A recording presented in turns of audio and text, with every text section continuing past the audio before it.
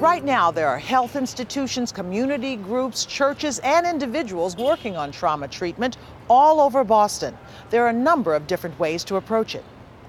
Good morning, REVERE Health Center. At the MGH Health Center in Revere, a program called Haven is teaching young people how to avoid violence through healthy relationships. Haven stands for Helping Abuse and Violence End Now.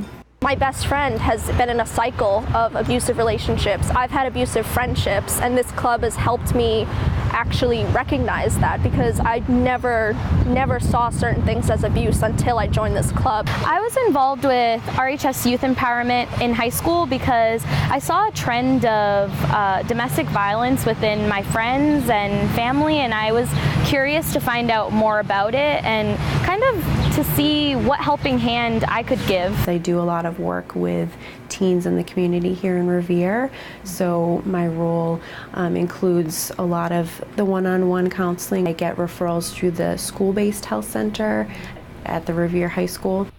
It's so important for people to know that there are programs like Haven and there are students in the community that really care about this issue and want to be able to provide that support.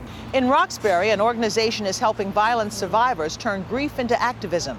Monalisa Smith is the founder of Mothers for Justice and Equality. And my nephew was murdered in 2010. I watched my niece stand there and say that that is my son. That's my son. And I watched the police officer just stand there and say, ma'am, move back, move back. And she's screaming, that's my son, that's my son, you know, that's laying there. And no one should ever be put into that place. I remember when I became commissioner, I had a meeting with Monalisa Smith, and she said to me, you know, I wish people, you know, the police would understand what the families are going through. And at that point I said, Monalisa, why don't you come and speak to our police academy and let us know what you know, the feelings, the emotions, so we have a better understanding. And she just did that with the most recent academy, but I think we can do a better job. One of the newest projects on trauma treatment is underway at my church, Roxbury Presbyterian. The program is called Our Voices, Our Stories. The church, in collaboration with Partners Healthcare and Still Harbor, is offering a safe space for people to gather to share their experiences of trauma, loss, and healing. I feel like it's my generation that's being affected the most, and there aren't too many people that look like them, that want to talk to them. I just think it's so necessary to have these conversations. And I lived trauma. I've watched 5 of the young men from my neighborhood be shot.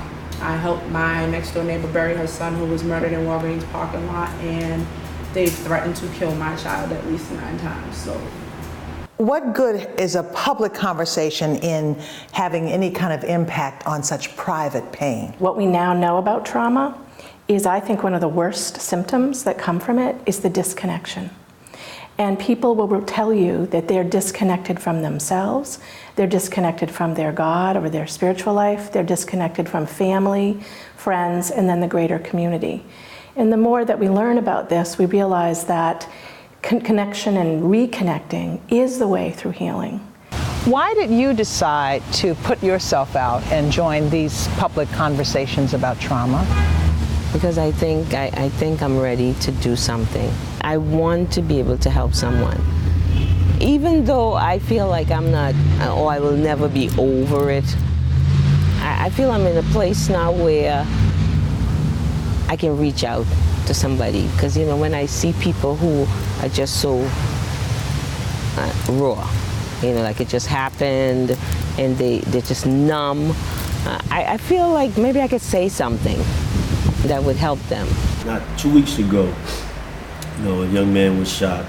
So we were at the hospital, and he happened to be one of the young people that we work with personally. And so, you know, the young men were Instagramming his group of young men he hangs out with. The rival that shot him saw this on Instagram, and he came to the hospital, and someone told the mom that the young man was outside who shot her son. I was running towards her, and my co-worker was running towards her. The young man pulled a gun out. When he pulled the gun out, he pointed it at her, and she moved, he squeezed, but the gun didn't work. And I'm looking down the barrel of the gun.